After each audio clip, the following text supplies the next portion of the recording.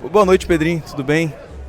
Primeiramente, lhe perguntar, já sendo direto, né, como é que está a movimentação, mercado agitado, se tem alguma novidade sobre o Vasco nesse momento? Desde que eu cheguei, sim, a gente tem trabalhado de uma forma mais discreta possível, porque a gente sabe que a concorrência financeira é grande e às vezes algum nome que é ventilado, obviamente isso aumenta a repercussão e o debate na mídia, com isso aumenta também o nível de propostas e a gente acaba não sendo tão forte no mercado. Então a gente já identificou os pontos necessários e devagarinho a gente, dentro do orçamento, respeitando muito toda a história que vocês já sabem, para a gente tentar ser assertivo e fazer um time mais forte, mais competitivo para a temporada. Pedrinho, a gente sabe que você trata com muito carinho dois projetos, que é a reforma de São Januário e o CT também, e a gente sabe que vai ter um investimento no CT. Queria que você falasse como está o andamento desses dois projetos. Faz parte de todo o processo também para você atrair e contratar jogadores, né? Porque os jogadores se falam, obviamente. Alguns jogadores optam por, de repente, clubes que pagam até um pouco menos, mas que têm uma estrutura melhor. Então, quando eu chego, obviamente, quase no meio do ano passado, e tenho a entrada, obviamente, direta ali dentro do centro de treinamento e vejo que nada foi feito do que foi prometido, do que estava em contrato, num valor específico de investimento, obviamente me assustou muito, mas eu tinha que arcar com outras prioridades. Muitos jogadores com valores atrasados de luva, enfim, transferências também, eu tive que fazer algumas para não sofrer o transfer ban. Então a prioridade obviamente não foi o CT. Com isso a gente conseguiu fechar o ano do jeito que eu queria, em dia, sem qualquer tipo de adiantamento da receita de 2025, com alguns processos de mecanismo jurídico para que a gente tivesse um respiro financeiro. Dentre eles foi a medida cautelar antecedente, que a gente conseguiu prorrogar um pouquinho mais, e aí a gente tem um fluxo de caixa mais tranquilo para a gente separar um valor que não é gigantesco, mas para dar no mínimo um suporte adequado de estrutura ali dentro do centro de treinamento, que é uma coisa que me incomoda por diversos aspectos. Primeiro, porque eu acho que o Vasco merece uma coisa muito maior. Segundo, porque estava em contrato e não foi cumprido. E foi passado para fora uma coisa que as pessoas tentam jogar, obviamente, debaixo do tapete, né? Muitas vezes. Como, não, já passou, agora contigo daqui para frente. Não já passou não. Esse problema é causado por isso. E a gente tem que trazer à mesa, porque muitas pessoas se aproveitam disso para fazer política dentro do Vasco. E isso cansa. Então, assim, eu vou ser sempre transparente, vou ser sempre verdadeiro e vou falar a verdade para todo mundo. Não vou ficar criando história. Então, agora a gente conseguiu dar um respiro. A gente tem que ser assertivo, porque o dinheiro é curto. E mais com a recuperação de alguns atletas, que teoricamente faz parte até da minha contratação. Porque se você me perguntar como não foi pago praticamente nada, vocês viram isso que foi publicado essa semana, eu estou pagando a todos esses atletas. Então, teoricamente, eu estou contratando esses atletas que já tinham sido contratados. Então, é todo um malabarismo financeiro para a gente botar o clube, tentar equilibrar financeiramente para alguns anos mais para frente colher os frutos necessários. Pedrinho, você falou da medida cautelar. Vocês estão aprovando com credores, né, sem deságio, né, que é uma coisa difícil de acontecer no Brasil, mas com algumas alongamento de dívida e tudo, uma carência. Não sei se é exatamente a tua praia, né, mas você está mais ou menos por dentro, né, do assunto. Né? Queria que você falasse um pouquinho. A questão do deságio é com muito respeito aos credores, né, porque a gente tinha por lei botar um deságio praticamente no valor que a gente quisesse, e com muito respeito a todos os credores, que meu pai foi um dos funcionários ali também, então eu sei de toda a dificuldade, fazer um acordo praticamente sem deságio, esticando um pouquinho as parcelas, né, mais longa, com isso a gente tem mais respiro, como eu falei, de fluxo de caixa. A gente consegue ir pagando as dívidas, negociando, só de você negociar já encurta muito. A gente tem uma perspectiva que nas negociações a dívida caia, de repente, até mais do que da metade. E se a gente fizer isso com um cronograma muito bem elaborado de pagamento, a gente consegue sanear as dívidas.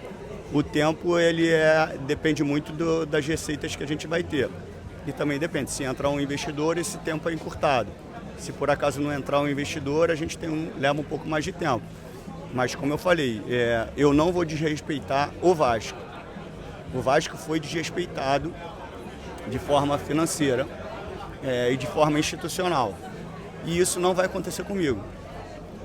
Não é uma briga Pedrinho 7777, é uma briga com o Vasco. A 777 lesou o Vasco, não o Pedrinho. Então eu represento o Vasco, eu represento o torcedor, eu represento o sentimento do torcedor. E a minha responsabilidade é ser respeitoso em todas as áreas, dentre elas a financeira. Quais são as perspectivas do investidor que você comentou, na espera, uma possível proposta em breve, ou que dá para passar para a torcida sobre isso?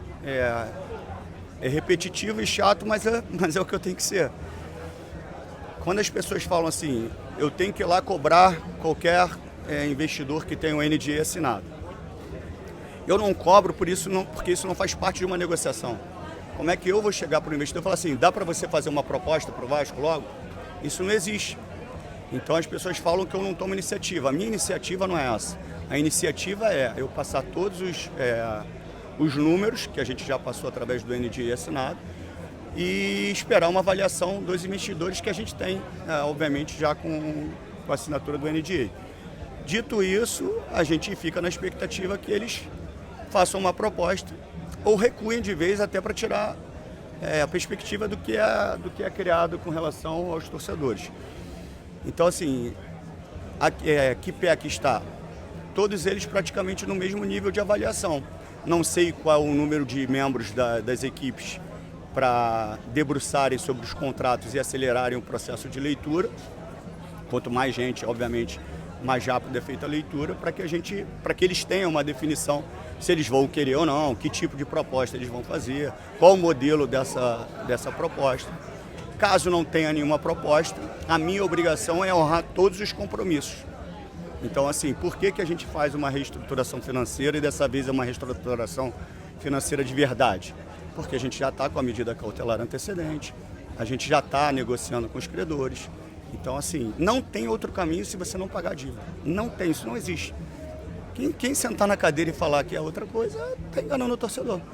Porque a gente está enxugando o gelo. Uma dívida que era de supostamente 700, que a gente descobriu que era 900, hoje é uma dívida de 1 bi 400.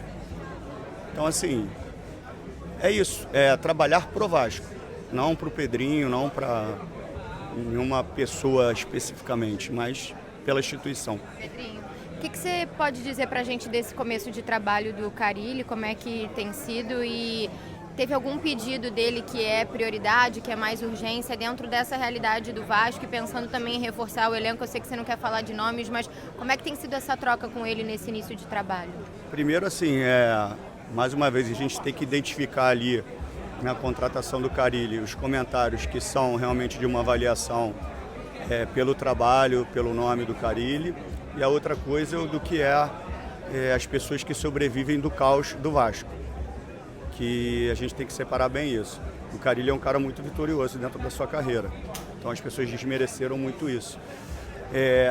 A leitura do Carille das posições bateram, obviamente, com o que a gente já tinha identificado, e é nessa busca que a gente está. A gente tenta acelerar alguns processos, alguns a gente consegue, obviamente, como foi com o Tietê.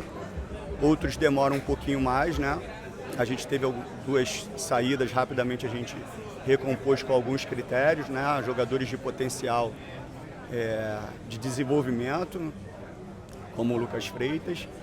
E agora a gente ser assertivo nas outras posições que já estão identificadas, já estão com jogadores mapeados, já estão, obviamente, em negociação, mas às vezes acelera um pouquinho, às vezes demora um pouquinho mais. Pedrinho, como é que está a situação do Maurício Lemos? Já está tudo acertado para ele chegar ao Vasco? Estamos negociando. E as posições são aquelas que o Carille falou, um zagueiro e 1 ou 2 atacantes de lado, essas são realmente as prioridades?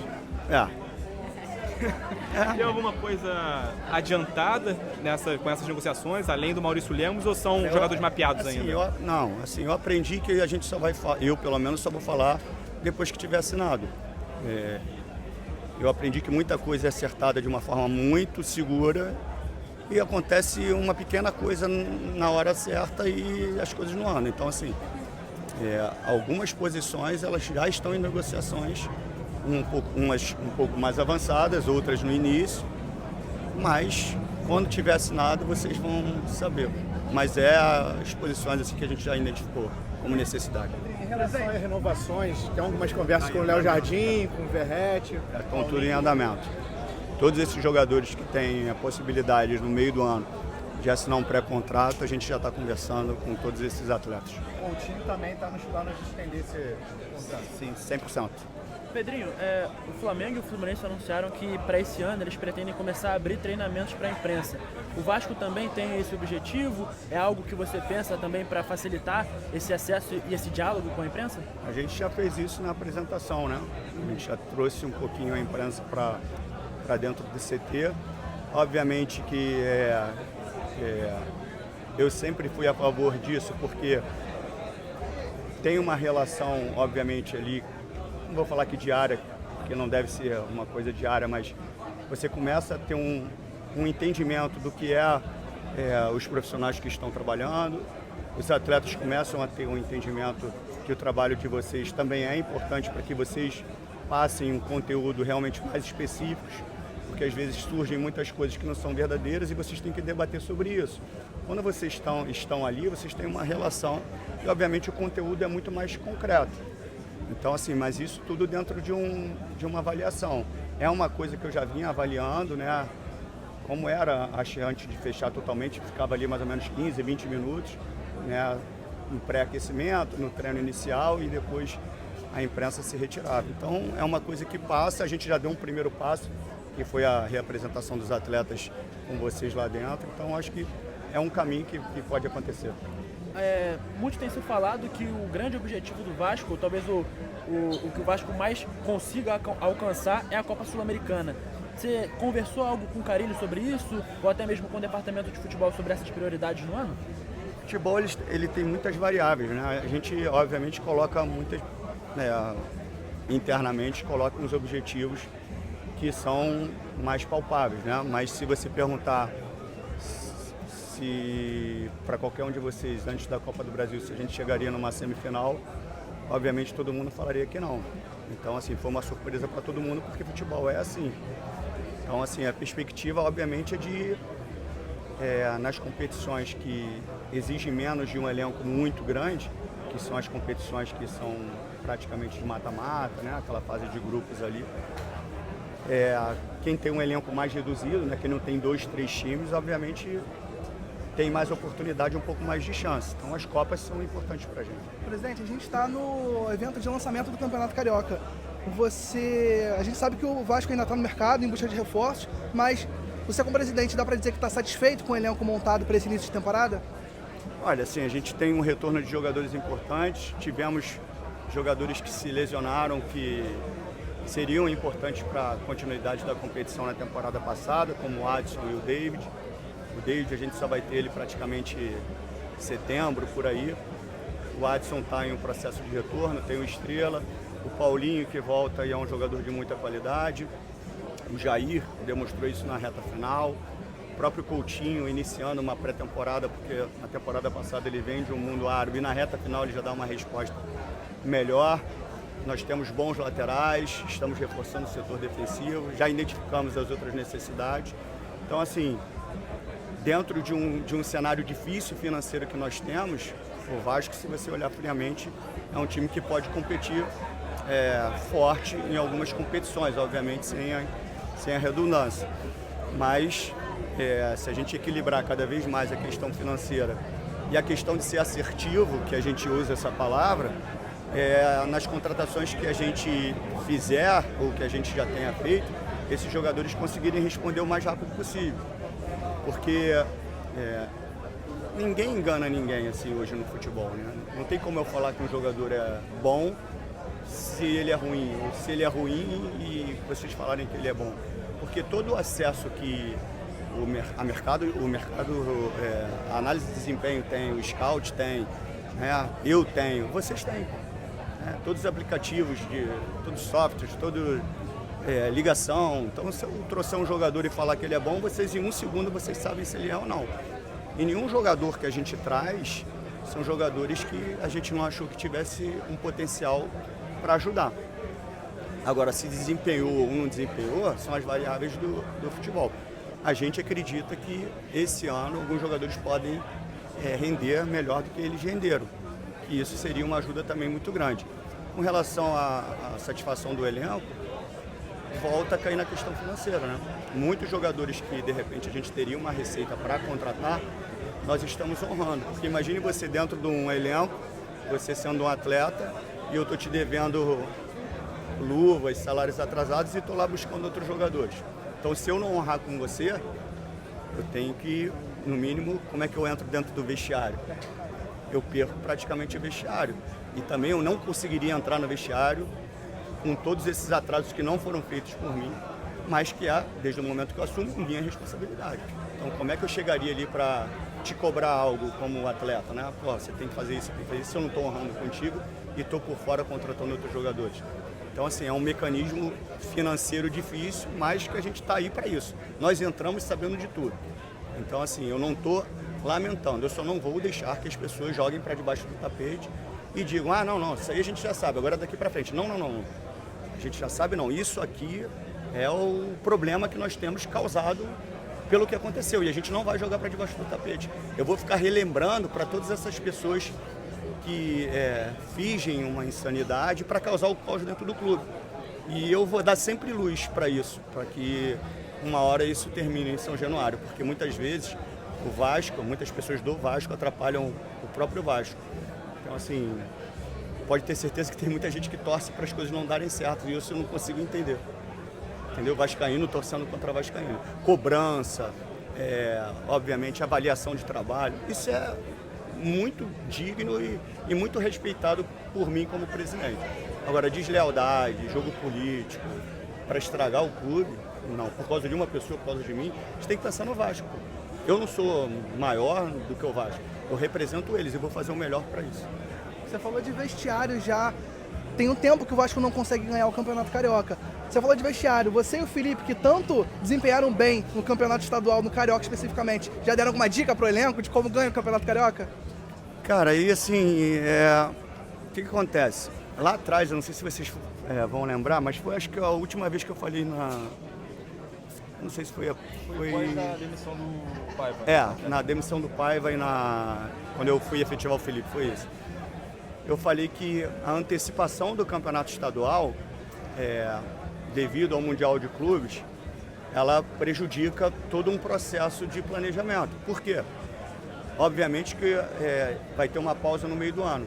Só que os atletas que jogaram a temporada inteira, eles precisam de um mês de férias. Não tinha como eu negociar com esses atletas, dar 15 dias de férias para depois dar mais 15 no meio do ano, sendo que os atletas já tinham viagem marcada, já tinham passagens compradas, sabe? Tem todo um desgaste emocional do que foi a temporada passada. Então, esses atletas não vão iniciar o campeonato, devem iniciar pela quarta, quinta rodada. Aí eu tenho que trazer o sub-20 para jogar o estadual, sendo que os times menores de potencial, como é o primeiro adversário nosso, o Nova Iguaçu, que foi vice-campeão carioca, como Volta Redonda, times que são muito bem estruturados, que já vêm treinando há muito mais tempo, e a gente teve que apresentar o sub-20 no dia 27, então eles passam 2-3 dias praticamente fazendo exames, aí para o ano novo, então começa a treinar praticamente no dia 2, para jogar uma competição já no dia 11, contra equipes que já são estruturadas. E aí na copinha eu tenho que botar o sub-17, então você mexe em toda a estrutura. Aí é que eu falo, o torcedor quer saber disso? Não, se eu não ganhar sábado do Nova Iguaçu, é pancada. Mas toda essa estrutura é muito difícil de ser construída. Se eu estou, obviamente, com um time titular, se a competição é um pouco mais para frente, a gente já entra dentro da competição com uma outra cara. Então, assim, mas é o que eu falo, o torcedor é emoção e ele não quer saber disso. Tá confiante?